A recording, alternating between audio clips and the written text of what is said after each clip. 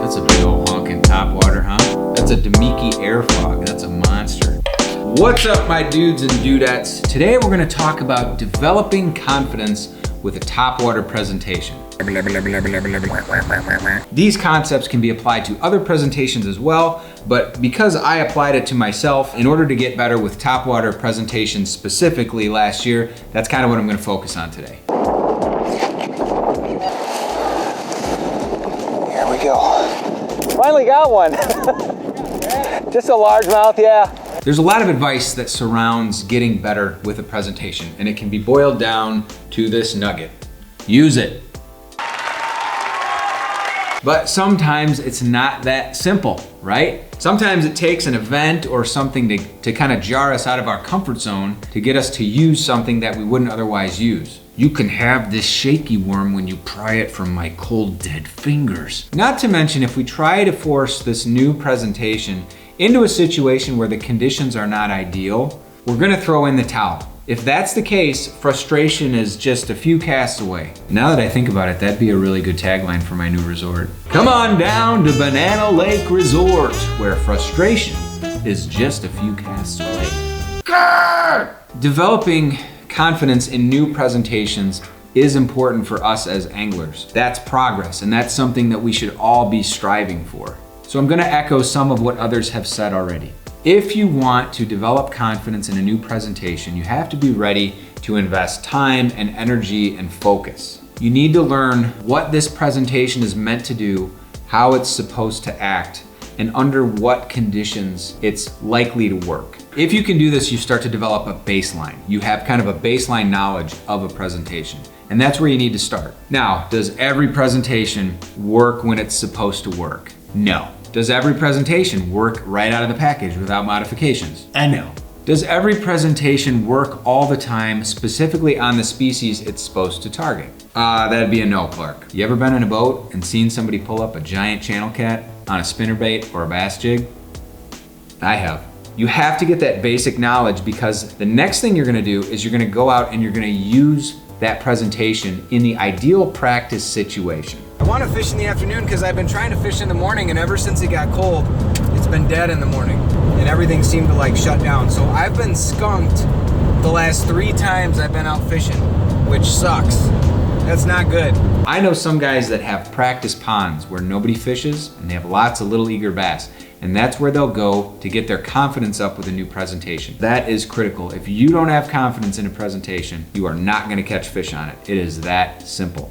You gotta pay your dues. You gotta go through the steps of using a presentation enough to gain that confidence, and then from there you can grow. But you do have to set yourself up for success, and you have to plan to stick with it. Otherwise, you're gonna be reaching in that tackle box and you're gonna be pulling out Mr. Shaky Head, or in my case, I'm gonna be pulling out Mr. Fluke, and I'm gonna be chunking that around before too long instead of learning something new. And that's not what we want.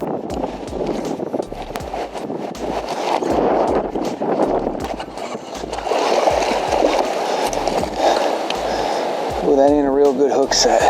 Come on. That is a nice fish.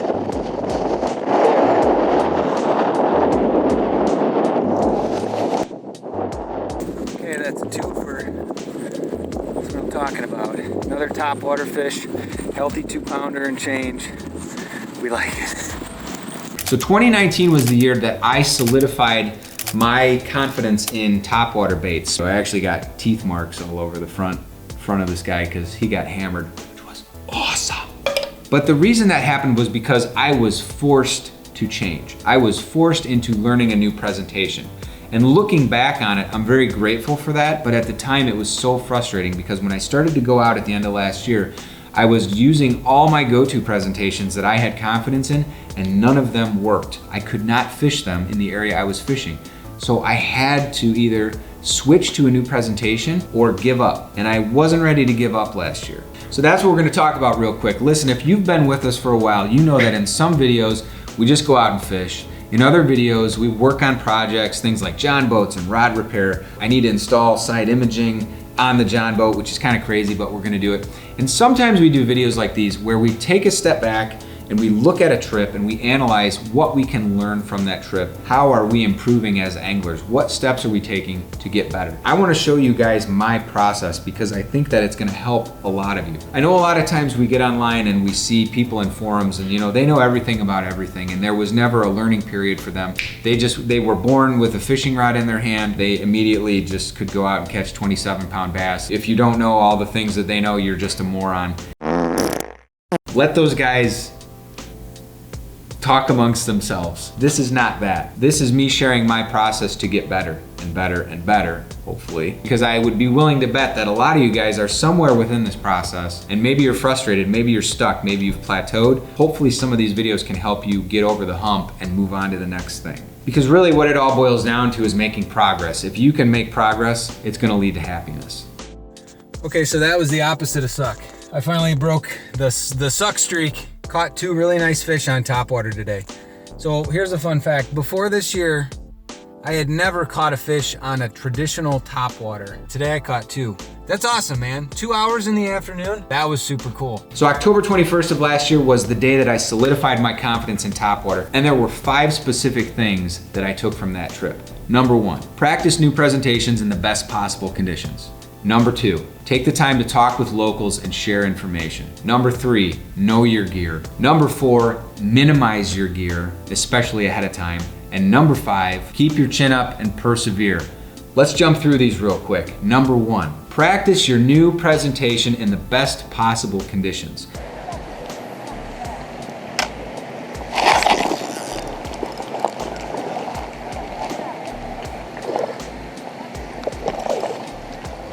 Ooh, nice bass.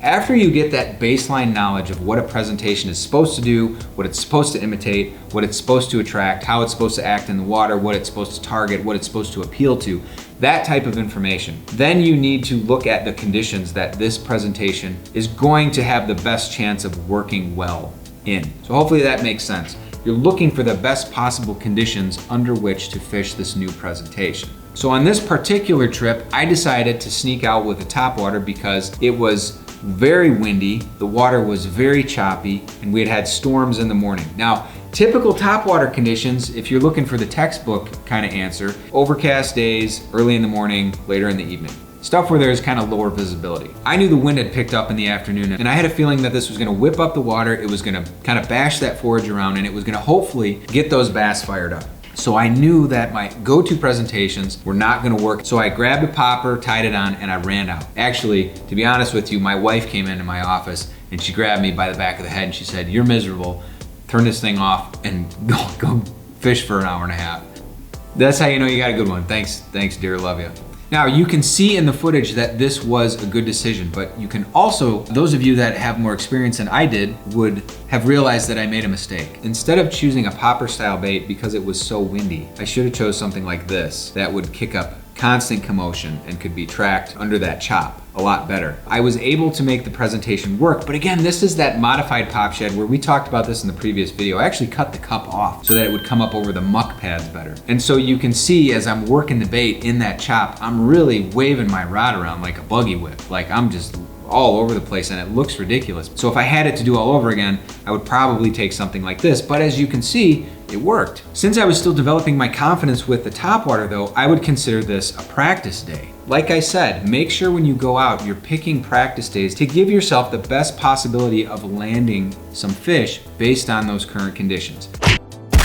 Number 2, talk with the locals and share information. One of the things that I really miss now that we're under this whole like coronavirus lockdown is the ability to get out and have discussions with other people on the water. Having those brief, friendly discussions is not only good for our souls, it's a good way to gather information. You would be amazed how quick people will share their knowledge if you share first. Just a little Topwater, just like a little floating minnow. But I figured the wind was beating up the bank all afternoon, so I would try to see if it pushed him over this way. Probably about my 5th cast. On this trip, there was a guy that came over right after I landed the first fish. I started to tell him what I caught it on and why I thought it was gonna work. And after we joked around a little bit, Wanna give him a kiss? Yeah. I'm just he mentioned that he had seen some other guys catching fish across from where I was at and over to the side of where I was at. One guy in particular brought this brown crustacean thing with all these appendages. Brown, what the hell? Crustacean it is. Real wiggly, it's plastic. Yeah. And boy, he gets hits on that thing. Now, that could mean that another fisherman is fishing, a bass jig or something that's a crayfish imitator or even a hog style bait. Even though I wasn't fishing that on this trip, it gave me something to think about. Maybe that could work in this body of water, even though I had kind of written it off because I didn't think there were crayfish in here. I was more worried about working on top over those muck pads. This guy came over and he gave me information that I wouldn't have otherwise had. Then he took it a step further and he started to tell me stories from his childhood and the advice that his father gave him, that he was fishing a lure that was too flashy, and his dad said, take some sandpaper, scruff some of that off of there, and he goes, I'll be darned I didn't start throwing that thing and start catching some fish. A lot of people, they think the real flashy ones, the real bright flashy ones. Mm-hmm. My dad told me once, put some sandpaper in that. Go over it real good. I said, you're kidding. He says, no. He says, don't take all the color out or nothing like that. God damn it, that thing start catching fish. No kidding. Yeah. So I learned one lesson there. That's really good. Take care. Good deal. Yeah, thanks. See ya. Interesting information, and it was nice to have that little talk. Just make sure that when you're gathering information, you take it with a grain of salt. Be a good example if you see kids around. Be a good example to the other fishermen. Just set a good example and be friendly. You'll feel better, and you might get some good information out of it. Number 3, know your gear. As we strive to become better minimalist fishermen, we're gonna find ourselves taking less gear out into the field. That means less rods and reels. That means less stuff in our backpack. So if there's a problem, we need to know how to fix it. On the fly, out in the field, in whatever conditions we're in, so we have to be comfortable with our gear. If you are not comfortable taking your reel apart, for example, and fixing it, get comfortable doing that. Fluorocarbon is notorious for getting twisted up and jumping off the spool, especially if you fill your spool too much. As you can see in the clip here, I had an issue with my line jumping off the spool. I had a massive snag, and I had to immediately take the reel apart, pull the snag out, put it back together. But I did that and I was fishing again in 3 minutes. No. Hang on.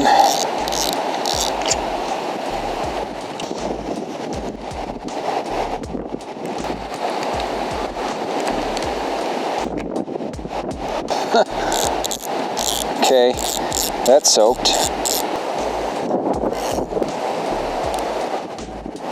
Now, this is by no means a super complicated fix. However, if I wasn't comfortable doing even this, that rod would have been done. I'd have had one rod left and I wouldn't have been able to fish a finesse presentation for the rest of that trip. Not a good situation to be in. So as we take less stuff, make sure that you know your gear. If you take care of your equipment will take care of you. It's very important. Number 4, minimize your gear. This is something that takes place kind of off the water. This is something that we should be doing before we go on the trip. If there's rods and reels that are out of service, if there's presentations that we don't use, discard that stuff. Get rid of it. It's clutter. All it's gonna do is confuse us and slow us down and make us think about things that we don't either wanna think about or that we shouldn't be thinking about, because we should be focusing on things that we know work or things that we wanna get better at. You'll also notice as you start to do this, it's a lot easier to walk through the tackle shop and not get distracted by every shiny object and fill your cart up with $400 worth of equipment, much to the dismay of your significant other. It's a lot easier to say no because you know you don't need everything. You don't need every presentation in every color. You know that these things work for you. These are the things we're trying to get better at, and that's where we're at, and that's good. That's what we want to strive for. But an additional benefit is that it makes it really easy to get up and go. On this trip, for example, I only fished for 90 minutes. My wife came into the office, she said, you need to go. I went, yeah, you're right. I walked outside, I grabbed the 2 rods that I had previously rigged up, grabbed my backpack, and I was off to the races. That can't happen if we don't minimize our gear, if we don't have things ready to grab and go. And this doesn't mean have like a bug out fishing bag. This means really boil everything down so that you can go, I want this rod and I'm gonna put this thing on and this thing on. At the most, you might have to retie some things before you take off, especially if you're fishing from shore. Okay, we are just now ready for another one. It's October. I'm gonna be throwing a fluke, weightless, and I'm gonna be throwing Texas rig craw, and that's it. And we're gonna see if we can get anything going. So hopefully See ya. This has made a huge impact on my life and on my behaviors in general. I used to have to tie on 23 different presentations. You know, I don't get 8-hour days to fish. I get 2 or 3 hours at the max. And I have all these plans made up where every 15 minutes I'm changing. That's gone. It never worked. And I would plan so much that I wouldn't go out on the trips. I would get frustrated and I would feel like I wasn't ready. Whereas now I grab 2 rods and a backpack and I'm out of here. It's so much easier and I get so much more time on the water as a result of that. So minimize your gear. Keep hooks in ya. Ooh. Just give me. That is a stud fish. Right in the tip of the snoot. Finally, number 5, keep your chin up and persevere. Fishing isn't inherently easy. Some people present it that way. Some people are naturally gifted. I'm probably not one of those people. But I know if I want to get better, I gotta put in the time, I gotta take my lumps, I gotta do the work, I gotta do the research, all of that stuff. And that's why this whole concept of minimizing is so important to me, because I have a limited amount of time to do all of these things. And I'm trying to really focus in on the things that are most important. Regardless, when it comes to fishing, sometimes everything goes right, most of the time it doesn't. Before this trip we're talking about here today, I had been on 4 other trips where I caught 0 fish. I'm just being honest with you. I took my son out once, we got rained out and got the cops called on us. I went fishing with a buddy over in Braidwood, got skunked, and I went out to this body of water 2 other times by myself. The weather had turned cold and everything seemed to have shut down. 4 times I got skunked. That hurts. That hurts the ego and that makes it, ouch, it stings. It stings. And one of the cool things that you can do is when you put together articles and you put together YouTube videos is you can cherry pick the trips that were really awesome. And I'm not saying that everybody does that, of course not. There's a lot of trips that have probably been quietly disregarded so we can focus on the good stuff. And that's what I'm doing today, but I'm mentioning the things that have been disregarded. Because that's important too, it's important that you guys know that. We're gonna go through the process, I'm sharing the process. But think about that, man, that's 4 trips in a row, 0 fish. So if you can relate, don't get discouraged. It happens, stick with it, keep going, try to fish the proper baits in the proper conditions, and eventually if you keep doing that, your luck is gonna turn. So keep going, just keep getting more time on the water. It will turn around, I promise. Now here's another thing to keep in mind real quick. Are you fishing pressured water? Good. I had a thought recently. I noticed that I used to try to avoid pressured water, but now I actually am more attracted to it because it's kind of like fishing on hard mode. If you can go to a lake where the fish are pressured and there's other boats and other fishermen and noise and pleasure boaters and jet skis and all this stuff going on, if you can go into those situations and you can still catch fish, you can go anywhere and catch fish. Don't shy away from pressured water. In fact, look for it and force yourself to fish it so that you can get better faster. I can't think of any other way to get better faster than fishing pressured water. Now, before we wrap this up, I'm gonna share a journal entry with you guys. I've talked about this at length. Journals are very important. When you come off the water at the end of the day, make sure to take some notes. Write about the conditions, write about the presentations you were using, things that worked, things that didn't. What this will help you do is, even on those trips where you get skunked or things don't go as planned, if you're able to learn something, if you're able to notice something about wildlife or a sign or something that you saw, that you learned, that you hadn't noticed before, if you make a log of that, if you put that in your journal, it makes it more of a research expedition, and it's a lot easier to stomach those days like that because you got practice throwing your lures, you learned something while you were on the water, and there's more to it than just the act of catching fish. So definitely get a journal going. Here's my notes from October 21st. October 21st, pond fishing in Illinois. Weather, just pushing 68 when I left this afternoon at about 2 p.m. But very windy. I mean, really blowing hard. It rained all morning up until about noon too. When I left, it was bluebird skies and bright. Very comfortable. Again, aside from the wind. When I got to the pond, I noticed that the fountains had been turned off and the bathrooms were locked as well. I threw around my modified Z-Man pop shad, black and silver with some glitter, and started just to the left of the spot where I've caught a few fish, well down from the bridge, but pretty far to the right of the main deck. The wind was blowing straight into the shore I was on, so I was throwing the topwater way out, twitching it hard, then letting the wind carry it back in over the weeds and the submerged mats. I got my first fish on my 4th cast. I believe this is because the fish was active and looking for the wind to carry in some food. I fished the same way for 30 minutes and went to the other side of the lake. I was able to slow down a bit and get a few casts in with the weightless Zoom trick worm, but only where it was really shallow. Otherwise, the wind was too bad. I had a local tell me that some guy caught a lot of bass over by the bridge using a brown bait that looked like a crustacean with a lot of little appendages. Maybe a hog, maybe a jig. Noted. I kept fishing topwater and caught my second fish by the first bench, about 40 feet offshore doing the same thing. But this time the wind was at my back, so I could cast really far. I could see a lot of underwater mats that I was casting to. Both fish were either right at or slightly over 2 pounds. Really a fun day. I think the wind got them worked up, and I've noticed that the muck on the top of the water changes and moves so much. I like to look for that real seedy looking light green stuff. In the summer, that was what I caught my first nice fish through, not this super thick snot. That said, I have missed a ton of fish in the super thick snot. I prefer a single hook over the dual tipped kind that comes on most frogs. This makes 3 fish I've caught on the pop shed, 2 on a fluke weightless, and 1 on a Strike King hollow belly frog with a little rattle in it. I've also missed a lot on that last bait, and several on the Sebile pivot frog in bright orange. I don't like that color. I ordered a black one because I think that the bait could work, but we'll see. Also ordered more pop shads so that I can modify and use them more too. Overall, I fished for about 2 hours and it was a lot of work, but a ton of fun. Today was a day when I actually wish I had the popping cup on the front of my bait. I had recently removed it to make it come over the muck and snot better. Today was all about ruckus and playing the wind. Cool day. So with all that said, now it's time to take this and put it to work. Remember, when you're working a new presentation, use it under the best possible conditions. Give yourself the best chance for success. Don't put yourself in a situation where you're gonna throw in the towel and reach for the confidence baits. That's not what we're looking for. Number 2, talk with the locals and see if you can gather some interesting information about the body of water you're working or maybe just fishing in general. Well worth it.